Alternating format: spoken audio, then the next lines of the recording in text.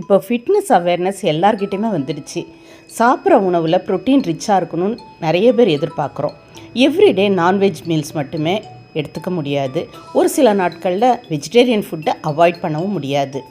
அதே நேரத்தில் ப்ரோட்டீன் ரிச்சாக இருக்கக்கூடிய ஃபுட்டை அவாய்ட் பண்ணாமல் அதை நம்ம எடுத்துக்கிறதுக்கு ஒரு ஆல்டர்னேட்டிவ் தான் இன்றைக்கி நம்ம பார்க்க போகிற மஷ்ரூம் கிரேவி. இந்த கிரேவி ரோட்டி, சப்பாத்தி, ஈவன் பிரெட் ஸ்லைஸோடவும் சாப்பிட்லாம். மஷ்ரூமை கட் பண்ணி க்ளீன் பண்ணிக்கலாம். மிளகு, சீரகம், பட்டை, கிராம்பு, வெங்காயம், தக்காளி, இஞ்சி, பூண்டு, பச்சை மிளகாய், கை நிறைய கொத்தமல்லி தழைகள். முதல்ல ஒரு மிக்ஸி ஜாரில் பச்சை கொத்தமல்லி இலைகளை சுத்தம் பண்ணி போட்டுட்டு அது கூடவே ஒரு பெரிய துண்டு இஞ்சி, 6-7 பல் அளவுக்கு பூண்டு சேர்த்துக்க போகிறோம். இது கூடவே நம்ம தேவையான அளவுக்கு வெங்காயம் 4-5 பெரிய வெங்காயத்தை க்யூப்ஸாக கட் பண்ணி சேர்த்துக்கலாம். பழுத்த தக்காளி பழம் 2, அதையும் கட் பண்ணி சேர்த்துக்க போகிறோம்.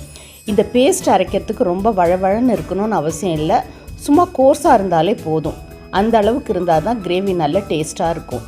இப்போது ஸ்பைசஸையும் சேர்த்துடலாம். ரொம்ப குயிக்காகவே இந்த சைட் டிஷ்ஷை ரெடி பண்ணிடலாம்.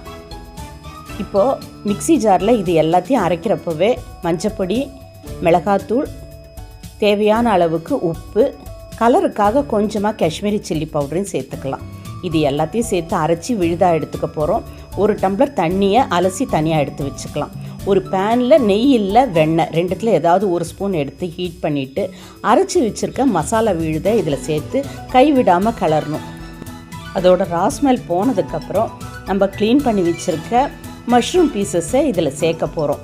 மஷ்ரூம் பீசஸை சேர்த்ததுக்கப்புறம் மஷ்ரூமில் இருக்க தண்ணி வெளியில் வர ஆரம்பிச்சிடும். ஒரு 2 நிமிஷம் இது மசாலாவில் கோட்டார அளவுக்கு வதக்கிட்டால் போதும். அடுத்தது நம்ம எடுத்து வச்சுருக்க 1 டம்ளர் தண்ணியை இதில் மிக்ஸ் பண்ணிடலாம். இது நல்லா கொதிக்கணும். தட்டு போட்டு மூடி ஒரு 5 நிமிஷம் நல்லா கொதிக்க விடலாம். மஷ்ரூம் ஈஸியாக வெந்து மசாலாவோடு நல்லா மிர்ஜானதுக்கப்புறம் இதில் கொத்தமல்லி தழைகளை மேலாப்பில் தூவிட்டோன்னா டேஸ்டியான இந்த கிரேவி ரெடி ஆகிடும். கேலரிஸ் கம்மியான ப்ரோட்டீன் ரிச் இந்த கிரேவியை நீங்களும் ட்ரை பண்ணி பாருங்கள். டயட்டிங்கில் இருக்கிற உங்கள் ஃப்ரெண்ட்ஸ் அண்ட் ஃபேமிலி மெம்பர்ஸ்க்கு இந்த ரெசிபி வீடியோவை ஷேர் பண்ணிக்கோங்க.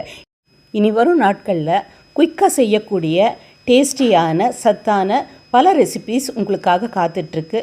ஸோ மிஸ் பண்ணாமல் பாருங்கள். இந்த வீடியோவை சேவ் பண்ணிவிட்டு நீங்களும் செஞ்சு பாருங்கள். இப்போ ஃபிட்னஸ் அவேர்னஸ் எல்லார்கிட்டையுமே வந்துடுச்சு. சாப்பிட்ற உணவில் ப்ரோட்டீன் ரிச்சாக இருக்கணும்னு நிறைய பேர் எதிர்பார்க்குறோம். எவ்ரிடே நான்வெஜ் மீல்ஸ் மட்டுமே எடுத்துக்க முடியாது.